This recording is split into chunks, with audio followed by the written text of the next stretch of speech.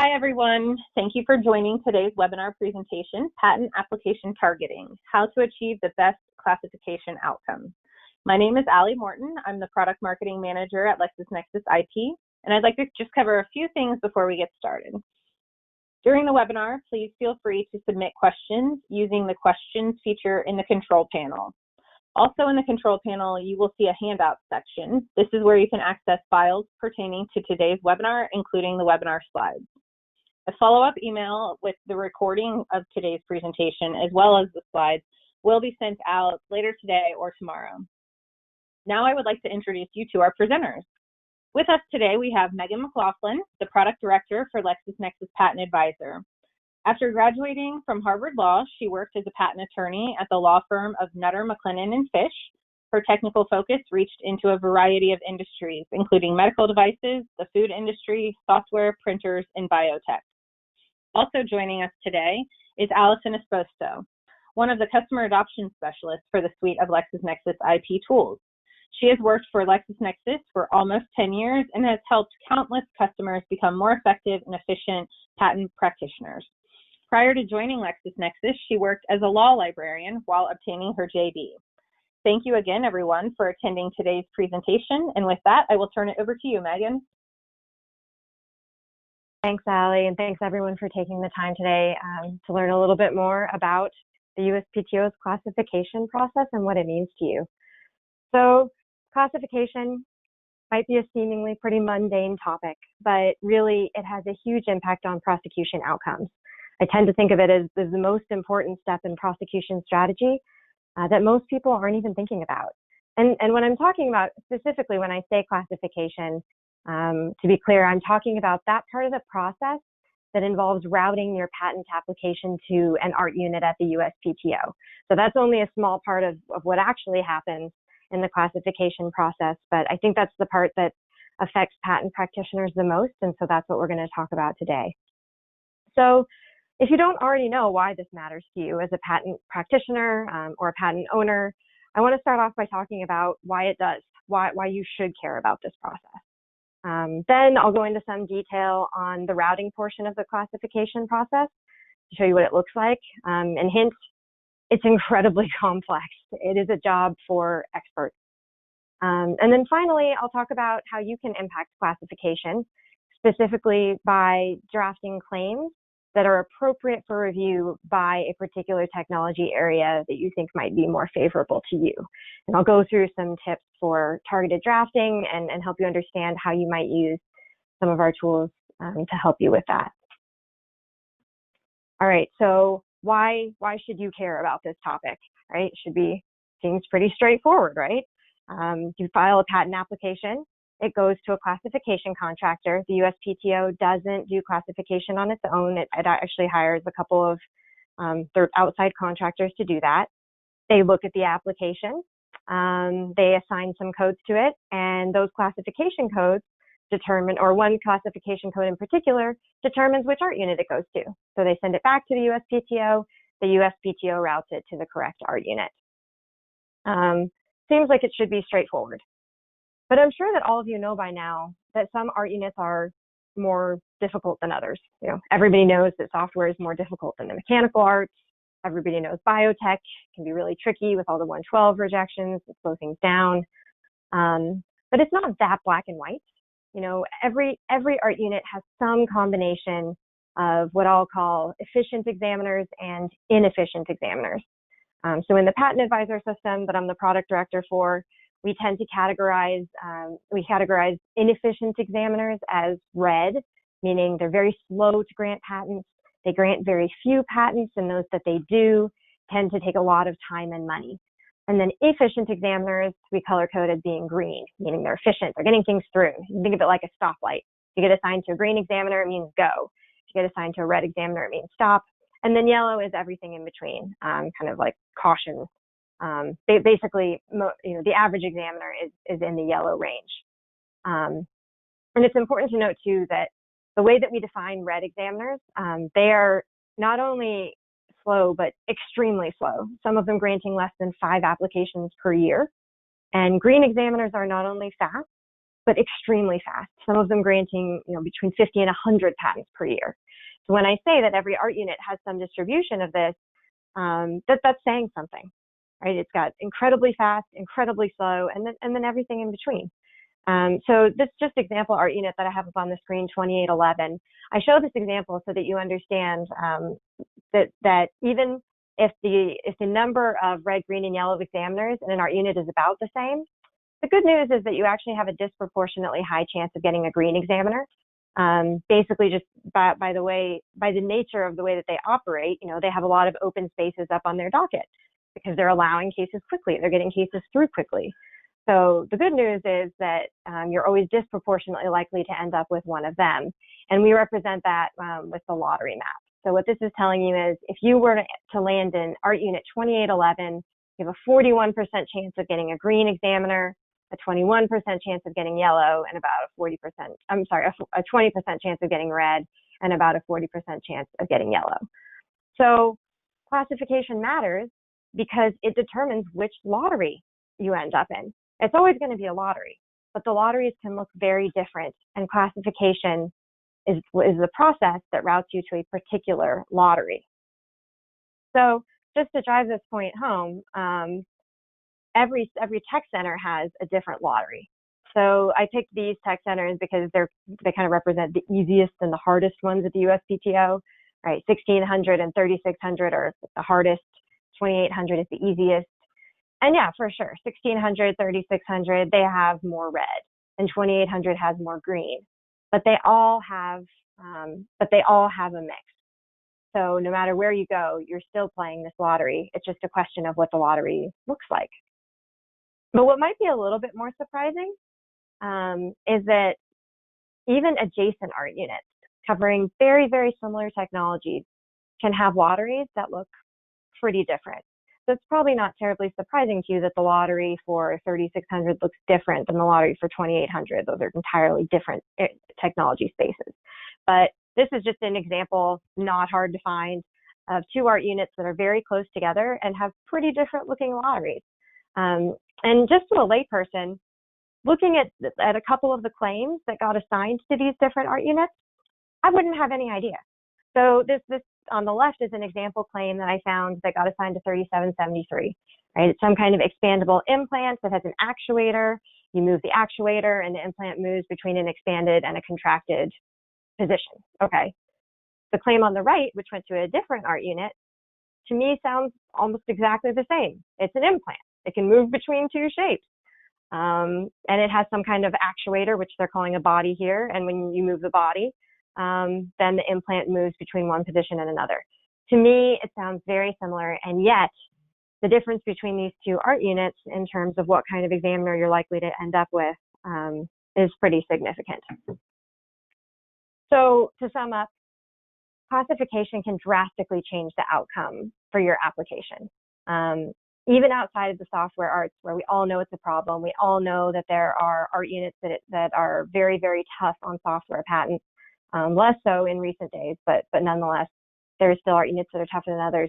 You see this throughout the patent office in pretty much any technology space.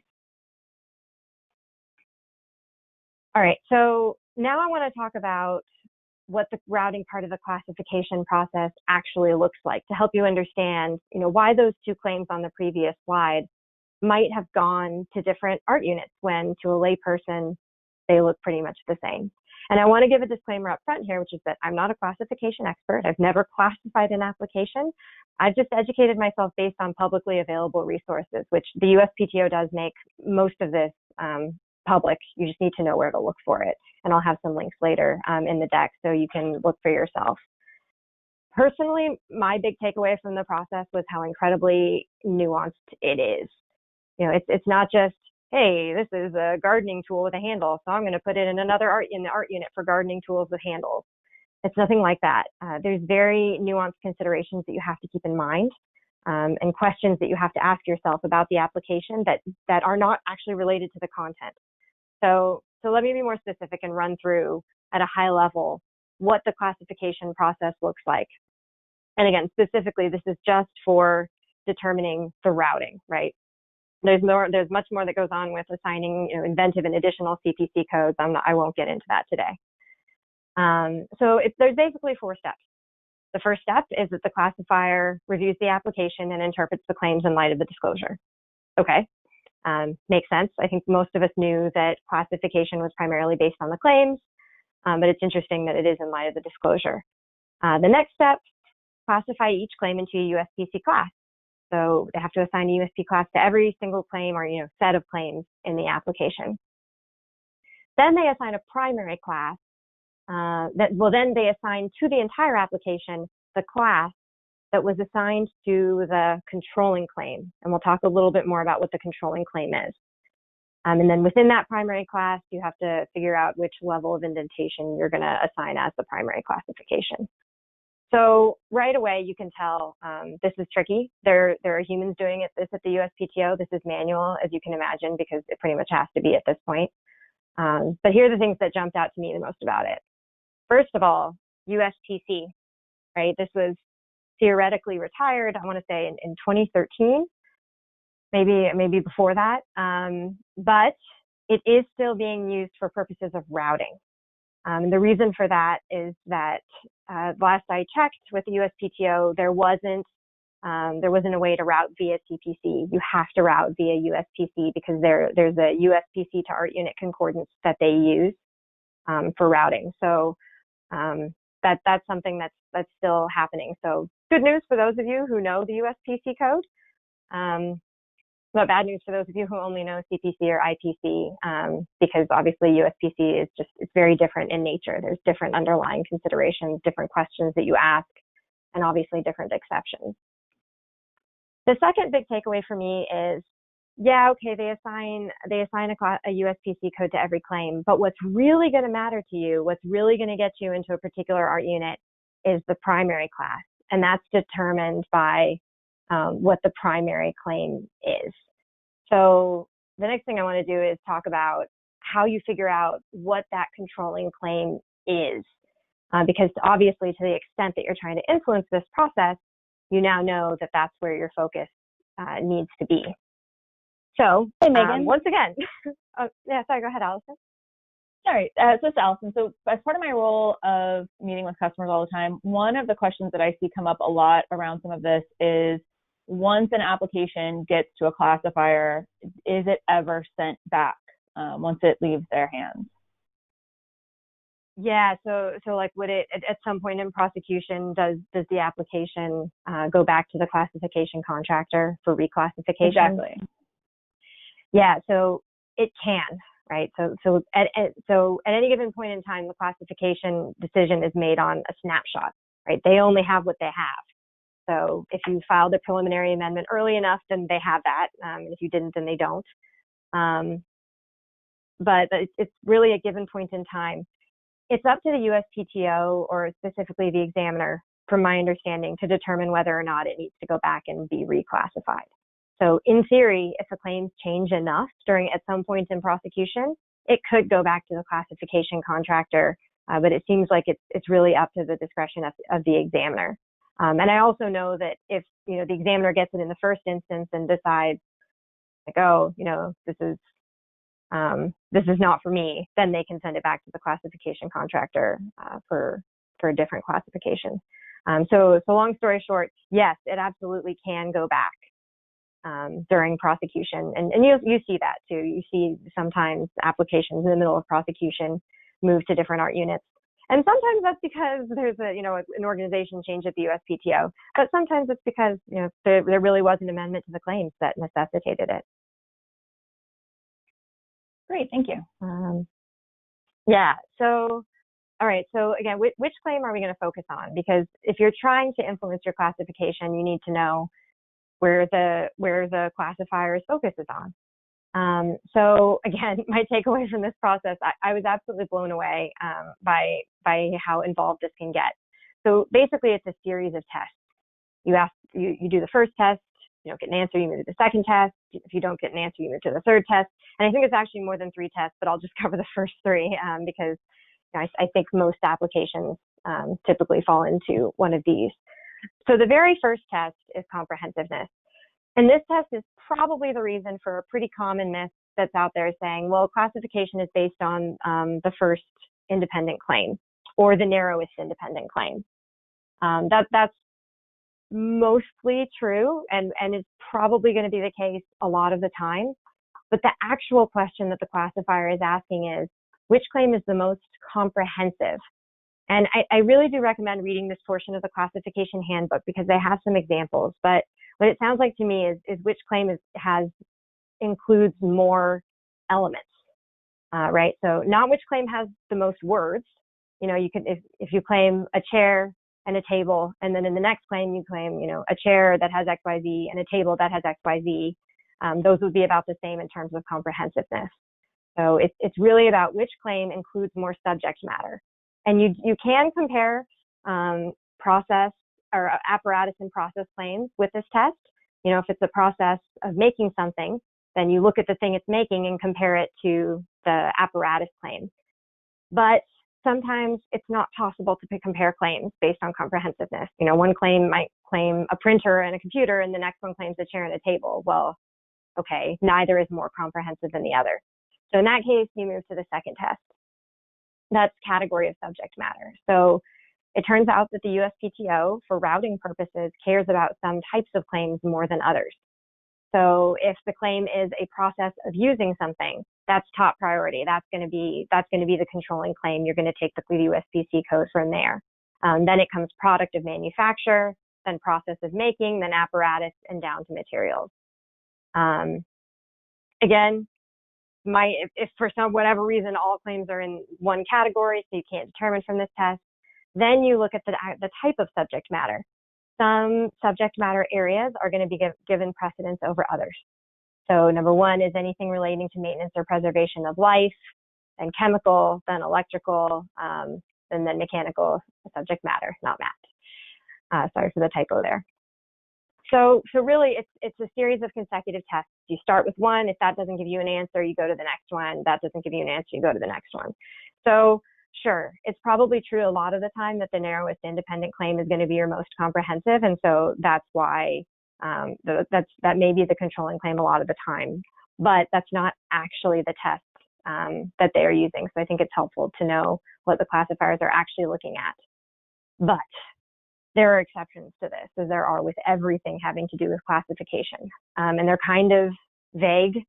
So there's some really broad disclaimers like historical placement can override other considerations. So if subject matter historically got placed in a particular art unit, well, it should go there anyway, even if these tests wouldn't lead you to believe that. And the other thing is, you really need to know the USPTO code definitions yourself, because within those definitions, they may have exceptions to these rules. So it really can be case specific. So even if you did your due diligence and you understand this process, you got to make sure that you look at the actual USPTO code definitions themselves to make sure that you're not falling victim to one of these exceptions. So now that we've talked about this process a little bit, I just wanted to highlight, by the way, that the top things to remember, if you remember anything from this, is remember to look for which claim is the most comprehensive, not the one that has the most words, but the one that actually incorporates the most stuff, the most elements.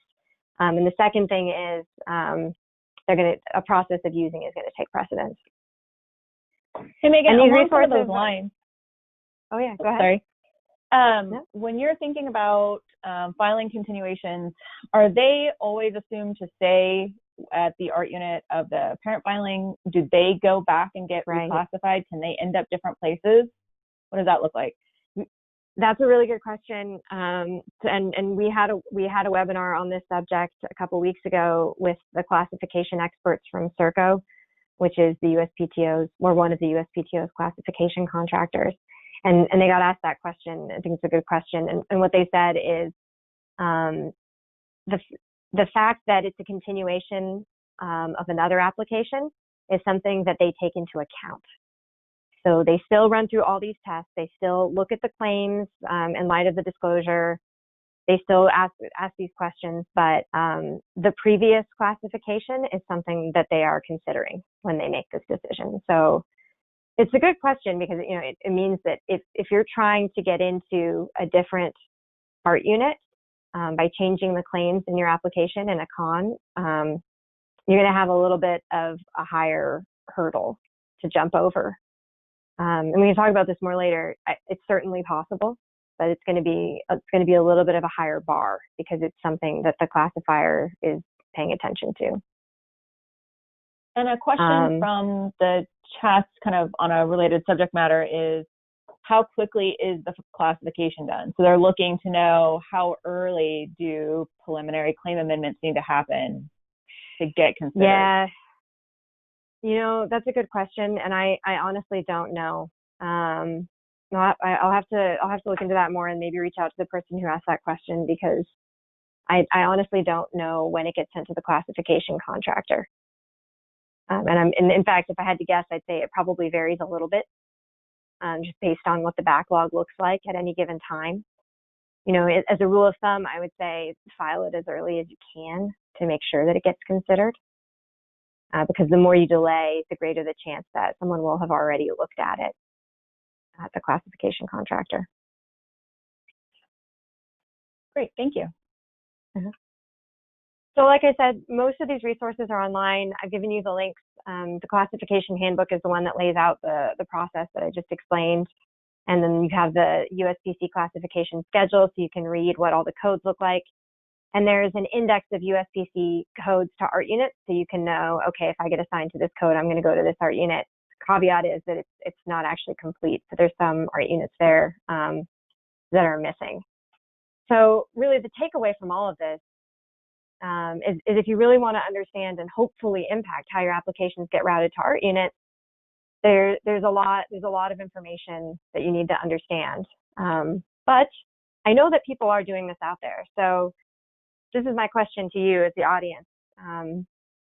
How many of you out there are trying to influence classification with targeted claim drafting? Is this something that you guys are doing?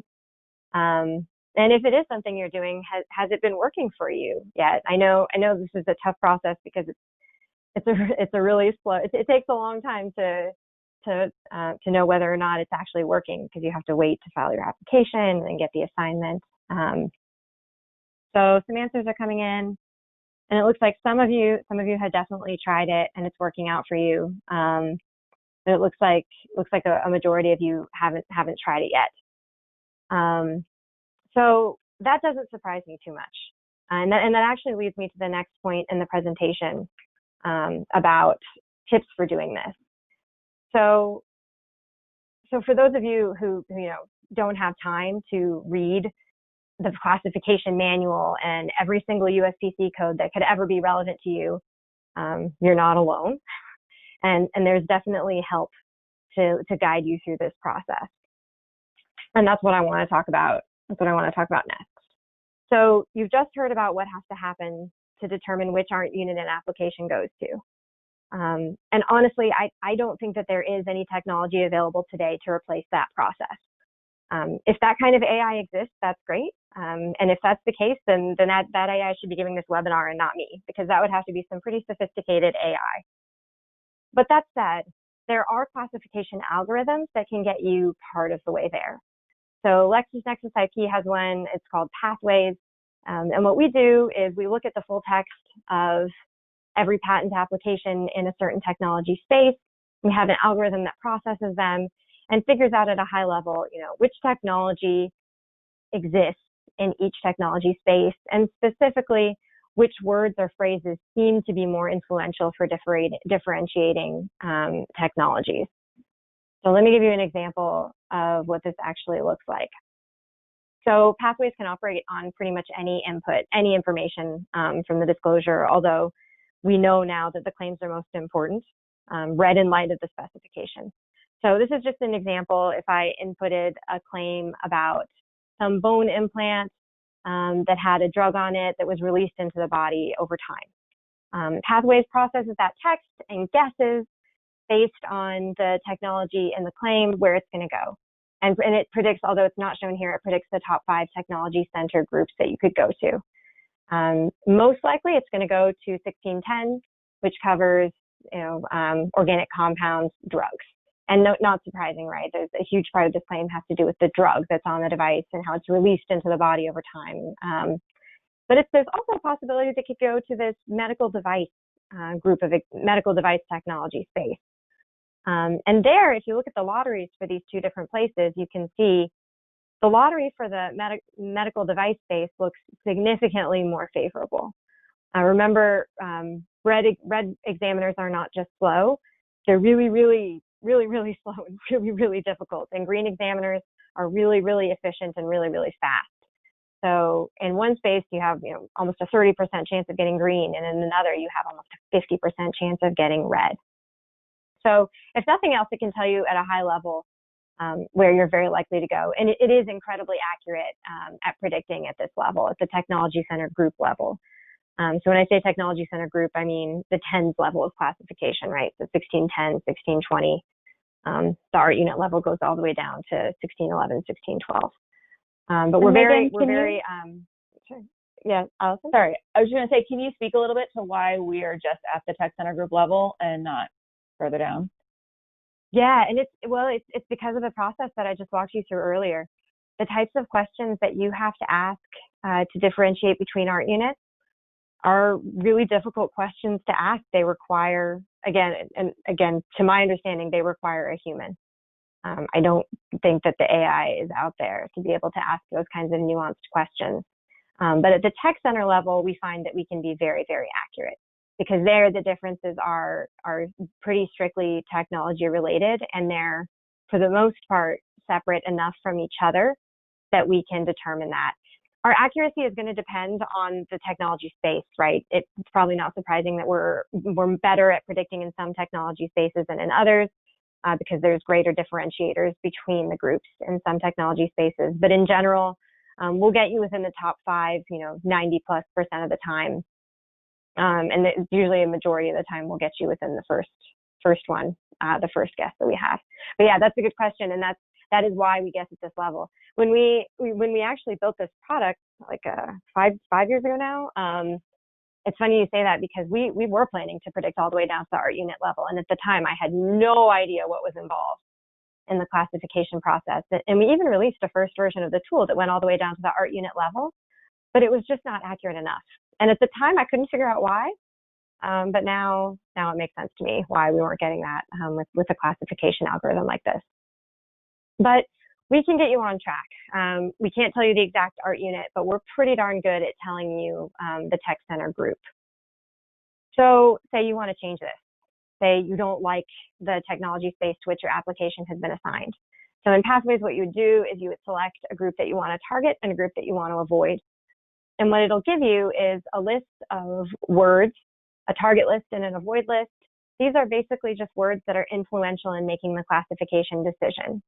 So everything in the target list, those are words in your input text that are likely to influence classification in a way that you want. And the avoid list, those are words in the input text that are likely to influence classification in a way that you don't want.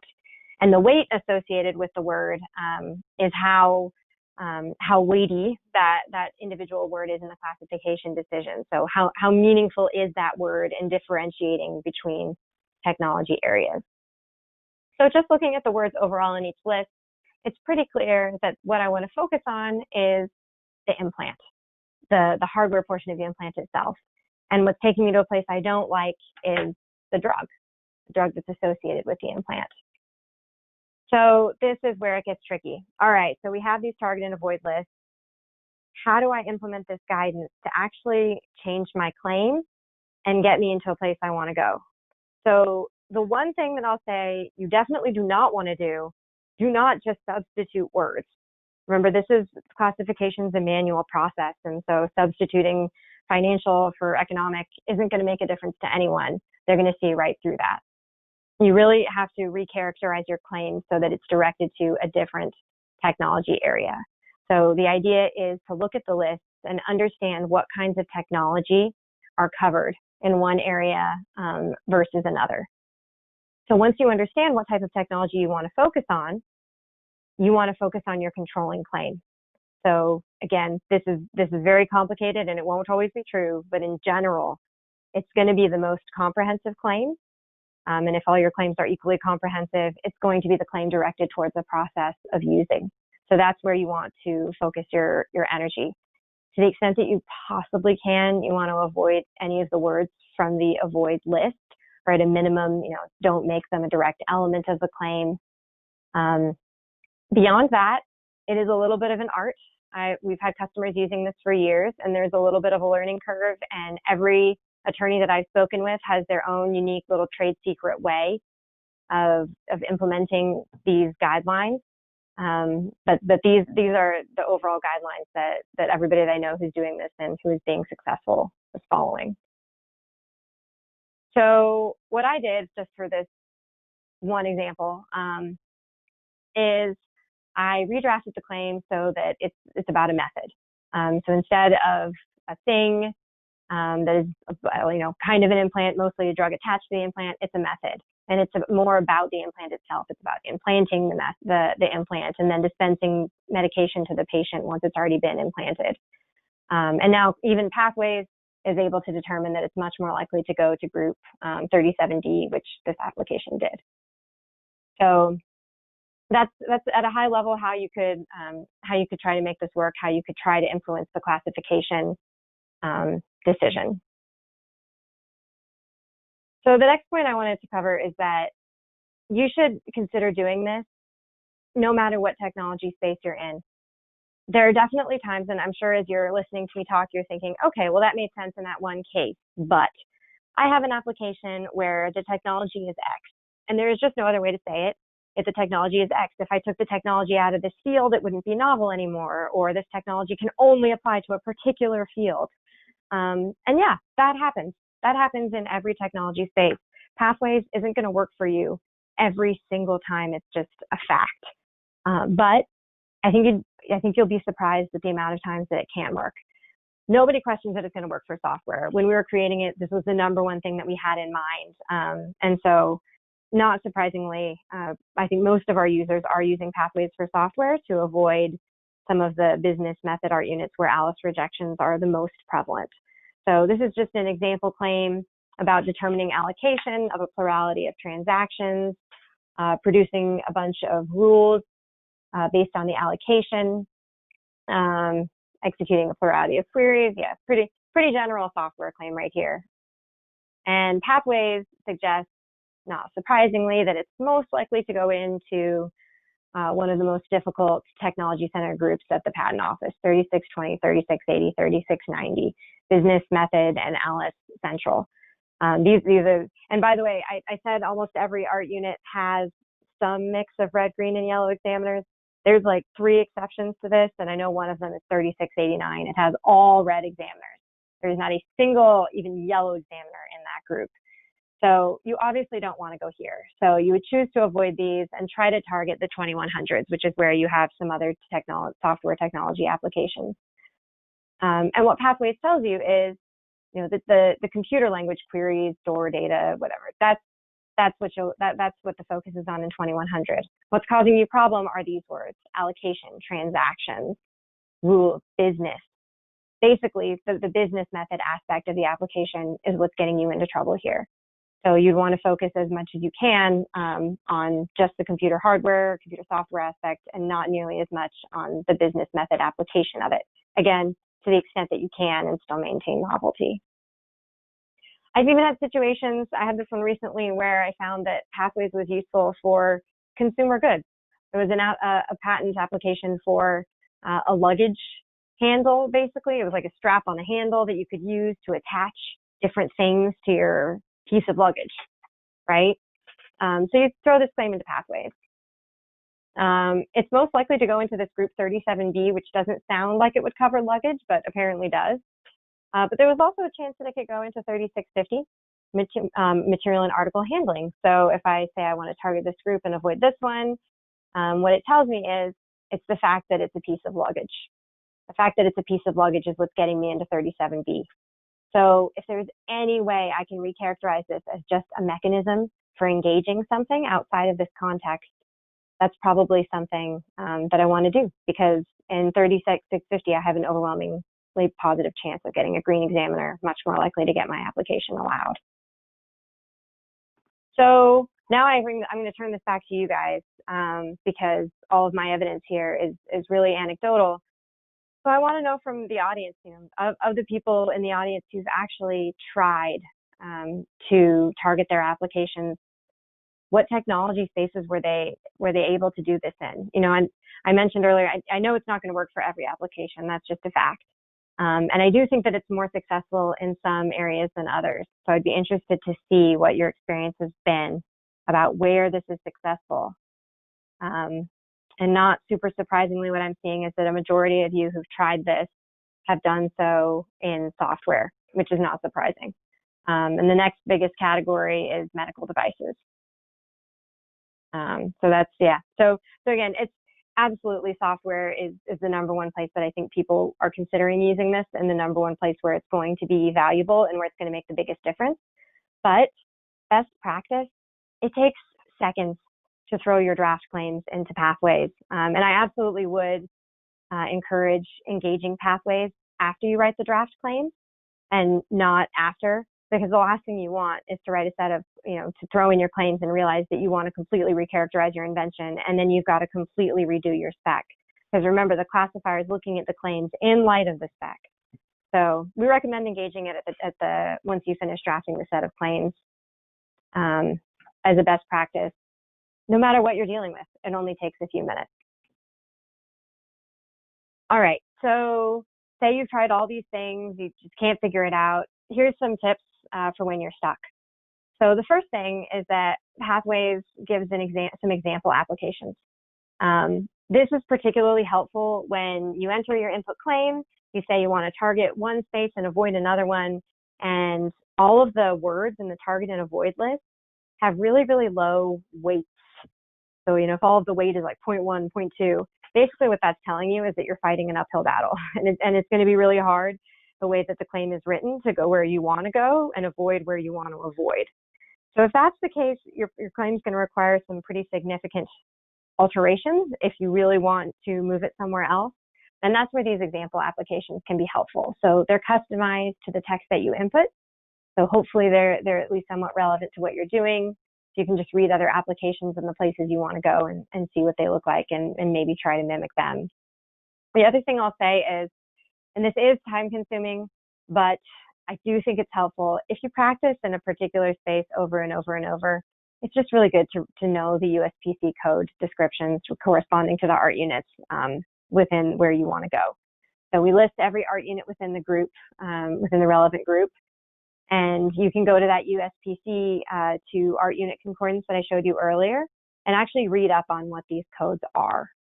That subject matter alone can be pretty helpful for helping you understand where you're going to go. And then you'll also know to the extent that exceptions exist. So all this said, we have customers who've been successfully using Pathways for years.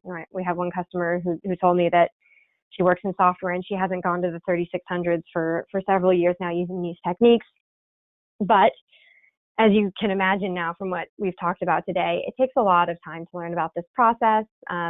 Pathways definitely helps to make it easier, but it's difficult to learn how to target your application to a particular group of examiners. So for that reason, we actually partnered up with Clerco, which is one of the USPTO's classification contractors. And they have a commercial business that's separate from what they do for the USPTO. And so what they can do for you is, if you have a patent application where you really, really need to know where it's going to go, not just to the tech center group level, but like you've got to know which specific art unit it's going to, either because it's something your client really cares about, or because the art units within the tech center group we've predicted are just very, very different. What you can do is you can have an expert from Clerco review your application and give you the class where they would send the application if it came across their desk. They'll even get on the phone with you for about 15 minutes and talk to you about why they made the decision they did.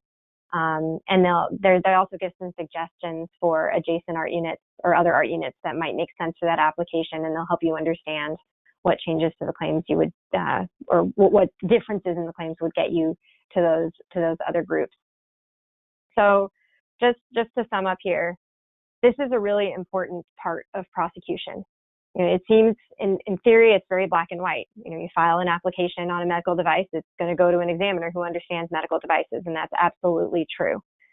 But the fact is that some examiners that do medical devices are much more difficult than others, and some art units are much more difficult than others. So it is absolutely possible to edit your claims, to gear them, to aim them towards a group of examiners that's more favorable, even if you're filing continuation filing, although particularly if you're filing an original filing. So I really encourage everyone to take the time to try and engage in this process. I think it opens up a new opportunity for attorneys to be advocates for their clients by engaging in strategy even before the first office action comes. So with that, does anybody have any questions? Yeah, so we had a few questions, I think, come up about the difference between the USPTO and CPC and how that's working. As you said, it's theoretically been phased out. So do you know, is there discussion or a timeline for the classifiers starting to use the CPC over the US? And specifically, can you speak, if you know, about how using the US affects newer areas of technology, since that is not updating? Yeah, that's a good question. So I can answer the first. I can answer both of those partially. So I know that it is the USPTO's goal to move towards CPC routing. I know it's been their goal since, I want to say, 2016. The last time they published an RFI for a classification contractor, it was written in there that they were planning to transition over to CPC. So I know it's in the works. It just hasn't happened yet, and I unfortunately don't know anything about the timeline of when it's going to happen. But it will. And you're right, it has, relying on the old code certainly has implications. One of the spaces where I've seen this play out, just for example, is with AI. So AI in general, I mean, it's AI, the definition of AI in general is kind of loosey-goosey, and I know everybody thinks about it in a different way. But if you just look at if you look at the CPC codes that are expressly directed towards some kind of AI, and then you try to correlate that with the art units that AI applications go to, what you find is that there are applications in pretty much every art unit at the USPTO that have some element of AI in them, that have some, CPC code, AI code assigned to them. So I think, at least in that space, the results of relying on an older system has just been that these new AI applications are going to a bunch of different art units across the USPTO, instead of going all to one centralized place. And that there is, by the way, an AI art unit at the USPTO, but AI applications go pretty much everywhere. So I think it'll be a good thing when they do move to CPC. I'm a big fan of it. It's very clean, detailed, but it's a very different animal than USPC, so it's not surprising that it's been a challenge to transition. Thank you. And there's a couple of questions to kind of clarify a few things that you talked about. So one is, by comprehensive, do you mean the broadest claim, typically one, or the claim with the most specific limitations, usually among the narrowest of independent claims? So it's definitely not about the number of limitations. It seems to be, and again, I'm not an expert. This is from my reading of the materials that are publicly available in the classification handbook. It appears to be about the number of elements within each claim. So the claim that has the most elements, not necessarily the claim that has the most detail. Because you could imagine a claim that has, each claim has 3 elements and one has a ton more detail about each element in the claim. And I think that those would end up being rated the same in terms of comprehensiveness. So that's my interpretation of the test. But again, I would recommend actually looking that section of the handbook up to be sure. Great. Another question about our discussion about reclassifying, or if continuations go back for reclassifying. The question came in, is what you said hold true for continuations in part? So is the examiner aware that it's a CIP of, Yeah, it's the same thing. So it's like continuations. It will go back to the classification contractor. They do have to go through the whole process to classify it. But yeah, knowing that it's a CIP of something else is something that the that the classifier is considering. And just one last question. I don't even know if you know this, Megan, but there was a question. Do you know the educational level of the classifiers? Oh, that's a good question. You know, I actually don't know, but my guess is that it's pretty high. I actually don't know, but because they're a government contractor, I'm sure that information is available online.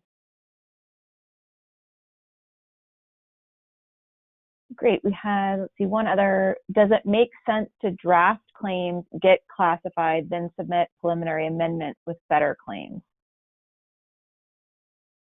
So, and so kind of like get one classification based on the initial claim set, and then file a preliminary amendment, in the hopes of kind of flying under the radar. Is that Allison? Do you think I'm interpreting that correctly?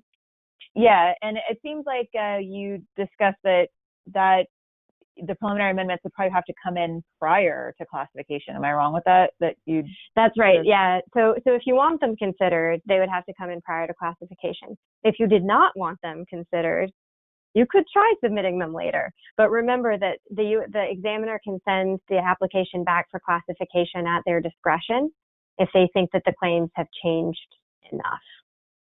So yeah, that might be a way to kind of fly under the radar, but it also could backfire because the examiner could just send the application right back to the classifier to get a new classification. Great. Well, that's all the questions I see coming in for today. So thank you all for your questions. We do appreciate it, and letting us know where you're at. Yeah, thanks everyone. I really encourage you to try this process and to try out some of these products. So reach out to us if you're interested. All right, thanks everyone. Thank you both for presenting today. Have a great rest of your day.